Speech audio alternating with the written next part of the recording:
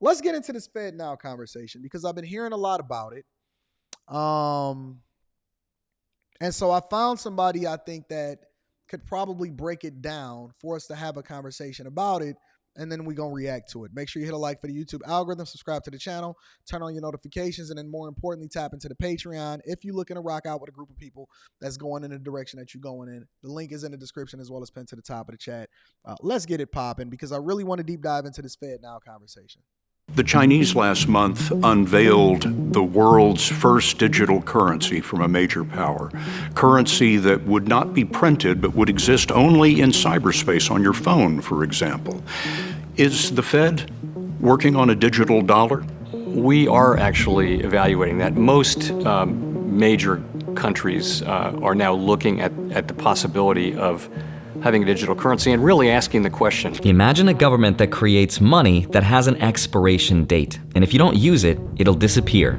That's happening already with the digital yuan, and Americans are rightfully skeptical. President Biden issued an executive order to explore the creation of a U.S. central bank digital currency, effectively converting the dollar into a centralized digital currency. The Federal Reserve just announced that it's about to show us its new digital payment system this year in July. This is having a huge ripple effect across the entire internet because the US dollar is in the process of being replaced by a central bank digital currency, or a C.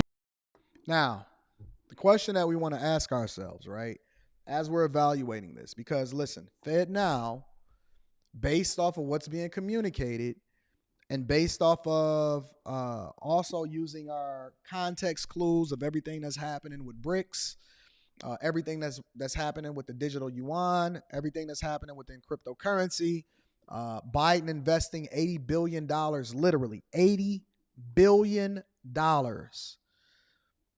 into the IRS in order to ensure that they track down every single transaction that they got going on with y'all, right? Also, everything moving digital. Now, one of the things that I like to do when I watch movies, such as iRobot, is I pay attention to certain little details. I like to rewatch the movies, right? And one of the things that he did in that movie is that he paid digitally with everything. And we started moving over into these things, slowly transitioning, but it's becoming a reality. Even the cars that you drive, they can track every single aspect of it, including where it's located, how much energy it has left in it. They can tell exactly how long it's going to take you to get to a certain destination. And even when they making updates on whether or not you can have certain services, all it is a software update that they airdrop into your vehicle, which is why cloud infrastructure is so important, not just to the companies, but also to the federal government. Thank you for all of the super chats. I'm definitely going to be reading them throughout the show. But what does a digital currency then do? Remember when we were having this conversation, maybe a year ago or so, right? And I was saying, and I was bringing to light the importance of the administrations emphasizing and implementing the tracking of every single transaction that you have happening on all of these applications such as Cash App, Venmo, PayPal, so on and so forth. Remember just a few days ago in which I gave y'all the sauce on how a lot of businesses are finessing the system, including a lot of these Asian businesses and Arab businesses, in which they're taking everything that's happening from a government system as far as all of these benefits that they given and the food stamps and the EBTs and all of this other type of stuff, right? And then they take it and they go to Sam's Club and they buy all of the food, and then they sell the food back to you, but then they also only take cash as a payment. And so what's happening is they're using their government benefits. They also getting a break from a tax perspective because they frauding. And then they also using the money that you give in fiat currency, regular dollars. They don't want you to pay digitally because then they have the ability to be able to track how much you're making in your business. They want you to have to pay with cash because they then can use that in order to ensure that they don't track that with the federal government because everything is being a hand-to-hand, right? But whenever you move digitally, you basically leaving a footprint, and they can come back and track exactly how much money you're generating. They can tax you on it. And more importantly, they can manipulate the price and how much the currency is worth.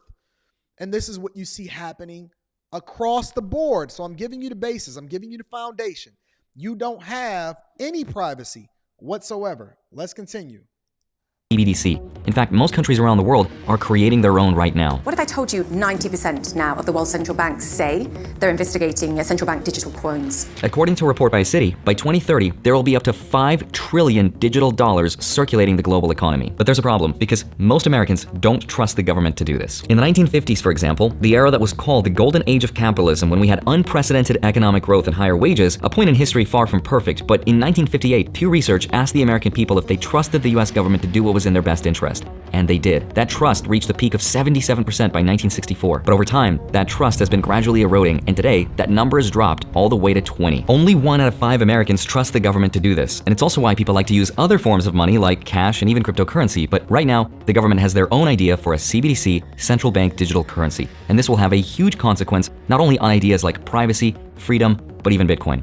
So in today's video, I want to help explain exactly what this is, how this might work, and how this will ultimately affect us. So with that said, let's get right into it.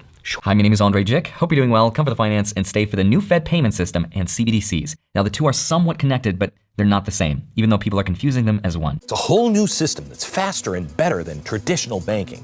You can go to a grocery store and buy a few items with your hard-earned money, and then you present your Fed card with a trusty Federal Reserve representative. And they'll say, oh, yeah, you're too fat, so you can't buy any of these things. The end.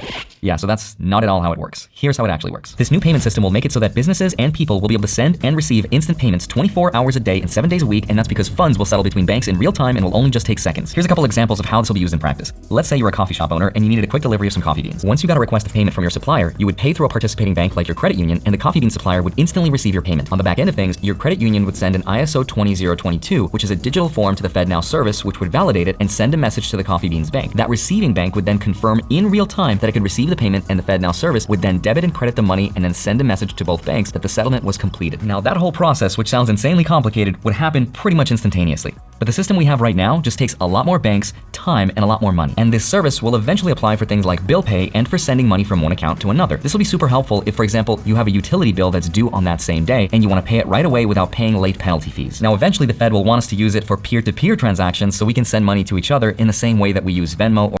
Okay, so let me break this down from a C student's perspective, because I caught everything, right? One of my talents is that I never actually took notes in school. The only thing that I ever did was show up and pay attention, right? And so from a C student's perspective, let me break this down. So essentially, the way in which money moves or transactions move today are a lot more complicated, which then makes it much more expensive for you to be able to move money money here and money there, right? So for example, if you transfer money from this bank account over to that bank account, and then you say see pending, or it says has to be verified for a certain person. For example, I transferred $16,000 over from one account to the other account or whatever in order to make sure that I paid off the entire balance of a transaction, because I had to buy some plane tickets over the weekend in order to ensure that we flew first class, me, my daughter, and my wife, right? And so it could take us several days. It could say pending. It could say has to be verified for representative funded, but hasn't been sent yet, so on and so forth. What they're selling you in order for you to have trust in the system, because the only thing, and remember what I was telling y'all about fiat currency in the beginning, right? The only thing the only reason that the actual fiat currency that we use, the American dollar, what gives it its value is the people's trust in it, because it's not backed by anything anymore, because we no longer back it by a specific amount of precious metals that's being held by the Federal Reserve, right? And so as a result, what happens is they printed more money in order to try to solve for the problems, but then the value of the money continued to go down, which then increase inflation. So inflation means the percentage of what your money is valued at, higher or lower, depending on if you have deflation or inflation. Deflation means that your dollar becomes more valuable. Inflation means that your dollar becomes less valuable by this percentage, right? So let's just say, for example, you have inflation by 9 or 10%. That means that over a year, your dollar becomes less valuable depending on the goods and services in which you need it for. So when rent goes up, food goes up, everything goes up, the cost of doing business, now y'all financing cars at 92 months and stuff like that. And the average price of a car is approaching over $50,000. And most people is getting repoed and credit cards and transactions and flights and the things that you do on a regular basis, right, cost more. And so that's inflation because the value of the dollar is going lower because of several different factors, including that they're printing more money that's not backed by anything. So the value of that dollar is based off of your belief in it, which is why they can't let the banks fail, which is why they then come through and they say, okay, listen, even though it's federally insured up to $250,000, we're going to make sure that these banks are protected and that you guys don't suffer as a result of it, right? Now, here's the selling point, right? Because in order for you to actually buy in, you have to adopt the system. And what they're selling you is that, listen, when you make a transaction, it happens instantly.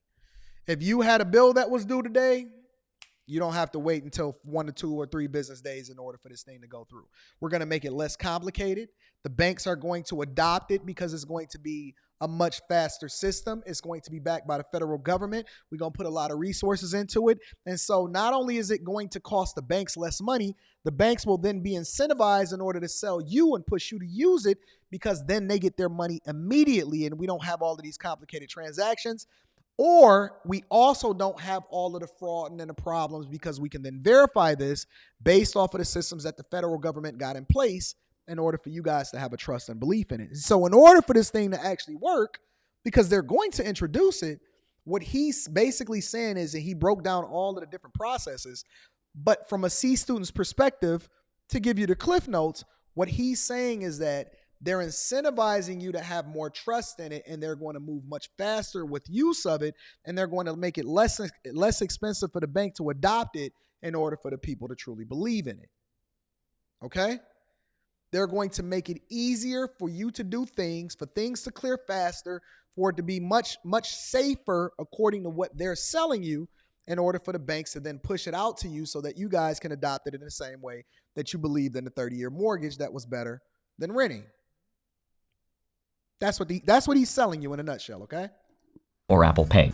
For now, though, this service will only be made available to people within the United States, so you won't be able to send money instantaneously overseas. Now, this will be rolled out in phases starting in July, but already in the first week of April, they're giving out formal certifications for their, quote, participants. So that is the FedNow payment system, which is tied to the CBDC, the central bank digital currency. So let me explain what that is. But first, a quick word from today's sponsor. Inflation and the declining economy are extremely stressful, especially for to identify fraud, anything that might expose your file using my link now, or you can. Countries are in the testing phase, 32 countries are developing their own right now, 39 are trying to figure it all out and researching, only 15 are inactive and 2 are canceled. But all in all, 114 countries representing 95% of the world's GDP are in some way involved with this process, including the US. Now the obvious question is, why is the Federal Reserve so focused on digitizing dollars if the dollar is already digital and it's already on our phone?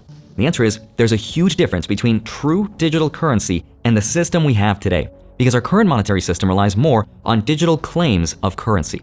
This is why when we use banks and we transfer from one account to another, or we use apps like Zelle and Venmo and Apple Pay, we're actually sending digital IOUs and digital claims to money, but not necessarily the money itself.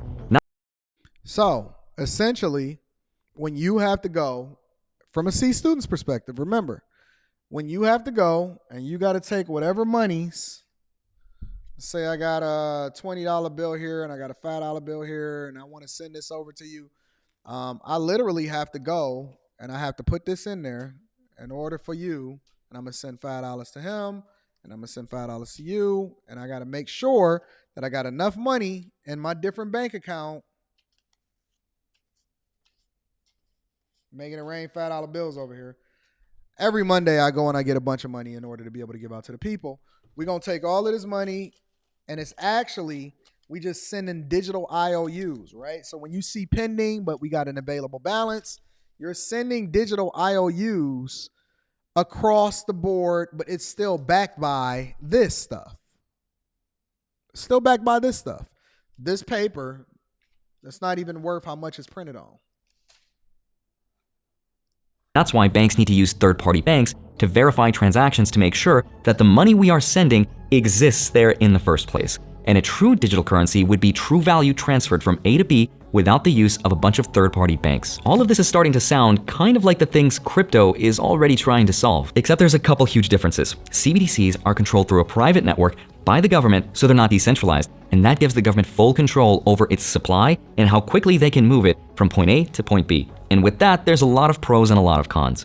Now, have y'all ever seen Dead Presidents?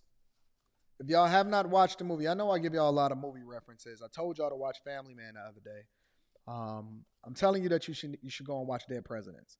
Don't just watch Dead Presidents for the Chris Tucker scene or Bokeem Woodbine or any of that type of stuff, right? Lorenz Tate. Watch it for the understanding of how they broke down why the government burns money. Why does the government burn money? Can y'all answer me that question? Why do they then release the new bills and then they gather up the old bills instead of leaving them in circulation? And then ask yourself why they're burning the money. Why are they getting money and then getting rid of it and getting rid of the old bills in order to keep new bills in circulation? We're going to talk about that tomorrow. there's a ton of opinions on this subject, so I'm going to save mine toward the end of the video if you want to see that. But if the government creates their own CBDC, here's what that would allow them to do that's good and not so good. A central bank digital currency would give the Fed direct control over the supply of money, which is actually good, because right now they already do this with something called quantitative easing. We saw this during the pandemic when they flooded the economy with money by buying mortgage-backed securities and treasury bonds. But it can also shrink the supply of money through quantitative tightening, which is the same process but in reverse, by selling off their assets, which is what they're doing now, with the exception of this anomaly, which represents all of those failed bank bailouts. The point is this: our financial system is so complicated that it almost works like a Rube Goldberg machine if you've ever seen those. So think of this new central bank digital currency system as financial enslavement, but with less steps. If I disappear, it was not by magic. Another benefit is speed. Because money will be programmable, it would hypothetically stabilize the value of the dollar, and it would modernize the banks. It would also make sending money and stimulus by the government much faster, and in theory lower the cost of banking because it would force the banks to compete with the Fed to make transfers and even ATM machines much cheaper. A CBDC would also help with tax revenues because most people wouldn't have to file their taxes. Instead, the government would know exactly how much money we've made, so they would send us an invoice and we would just have to pay. So it's Think about that. Think about it. Listen, tie it all in. Why does the government want to know? Because it's a multifaceted issue, right? Why does the government want to know and want to move everything over into a digital currency? Why would they want to get rid of this? Give me 5 reasons why they would want to get rid of this. A, because they don't have any other choice in order to compete with China, especially with regard to a digital currency, because China is moving over into the digital currency. B, so that they can ensure that you are giving them their fair share. You giving them their fair share. You have to give the government money in order for the government to remain solvent, and also make sure they push all of these social programs. But more importantly, now you can't go over to Homegirl's tax service in which she say, listen, I can get you more for your money, because every single transaction is digitally recorded, and then you get your W-2s and whatever it is that you're supposed to have, you have to be able to justify it. If everything moves over into a digital currency, listen. For the bag chasers, I gave you the software that we use for our bookkeeping over here, right? I gave you the software that I use for the book. If you did not watch it, go watch the mastermind sessions, go watch the webinars. It is there. I'm not going to give it to the general public, okay? I gave you the software that we use for bookkeeping, right? One of the things that any good software, whether you got an accountant, whether you got people that do it internally, whether you got both, right, is that what happens is you can tie your bank accounts and your credit cards that you're using from a business perspective over into these platforms, right, in order to be able to just automatically import every single transaction, right? And then you can go through, and it's supposed to make it easier. You can go through and you can upload the receipt to this software, or you can use your cloud infrastructure or your cloud software in order to keep the receipts, because you need to be keeping your receipts. But it automatically sorts it, and you can go through and it'll tell you exactly what was done for meals and entertainment, what was done for marketing and promotion, what was done as far as how it was that you need to pay people for payroll, professional services such as contractors, content creation, so on and so forth. And you can literally sort it, and it makes it easier for whoever it is that's doing the bookkeeping on a daily basis to keep track of all your transactions, right? Now, here's the question that you need to ask yourself. If the federal government is able to easily see a digital path by which you used in order to justify whether or not you can actually get your PPP loans,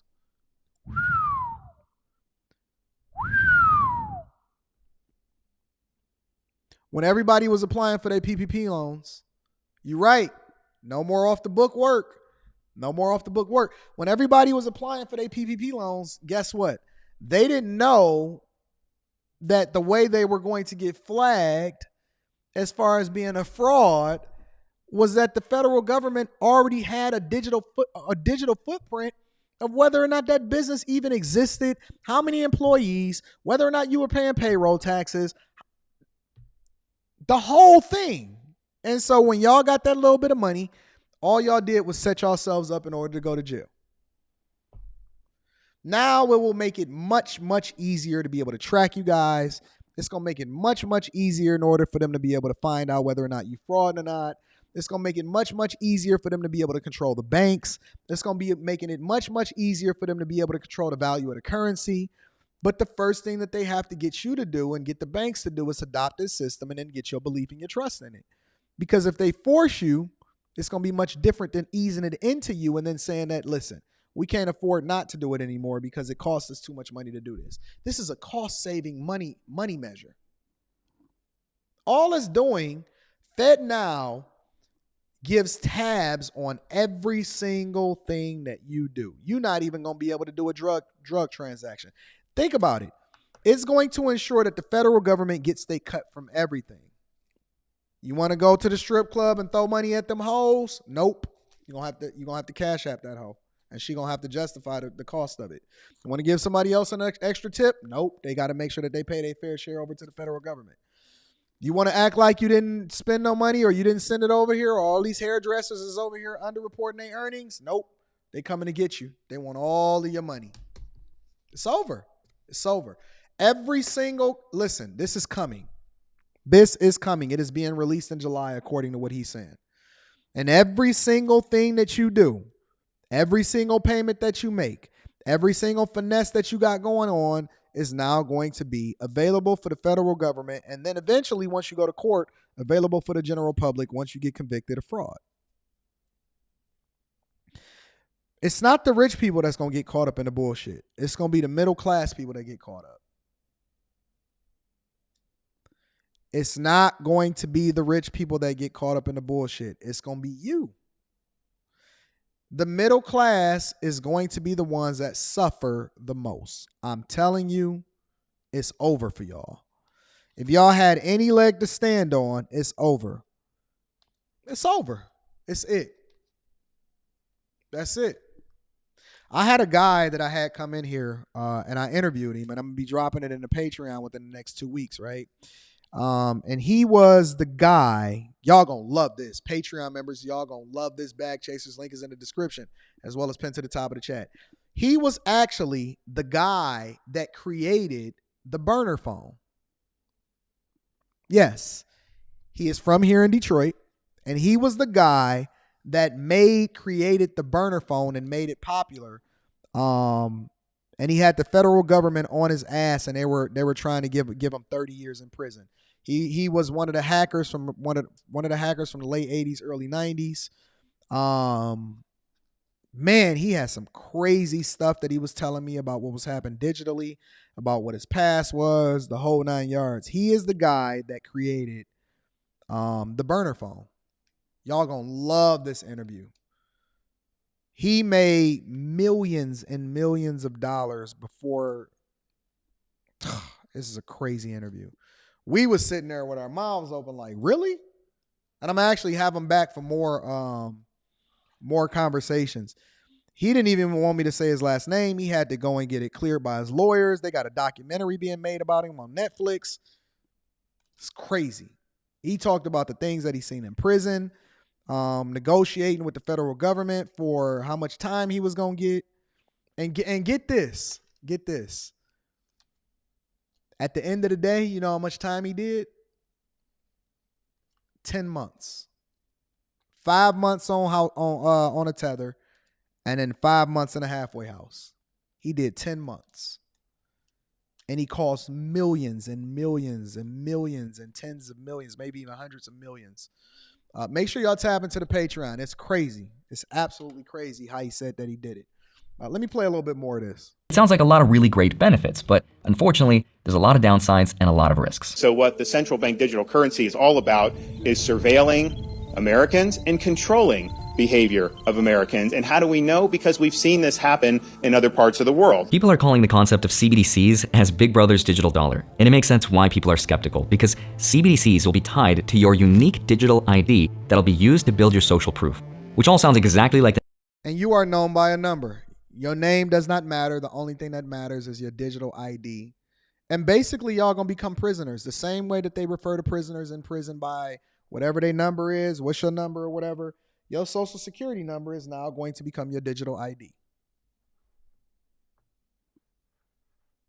the next plot of a Black Mirror episode. If the government wanted, they could freeze your assets, and if they don't like what you're spending, with the flick of a switch, your bank account now shows zero. Mr. President, the Blemflark's value just dropped to nothing. What do you mean? I mean, our single centralized galactic currency just went from being worth 1 of itself to 0 of itself. Oh, dear God, no. Calm down, people. Deploy the galactic militia and declare martial law. Yes, sir.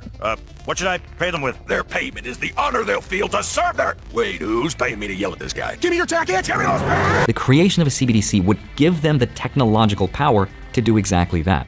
If the government wanted to encourage spending, they could airdrop some dollars in our bank accounts instantaneously, which sounds nice. But if they wanted to discourage saving, with the flick of a switch, the money could have an expiration date, which is exactly what China did to encourage spending. Now, how much control is that? That is absolutely positively insane. Now, the question that you want to ask yourself, because I don't want to beat a dead horse, the question that you want to ask yourself is, how much power do you want the federal government to have control over, whether or not you're doing the right thing or the wrong thing, or just transparency in how it is that you're using your money in general? A lot of y'all like to go over to these porn sites and y'all spending a lot of money, and you don't want your chick to know you over here supporting this OnlyFans model. You keep telling her that you going over there.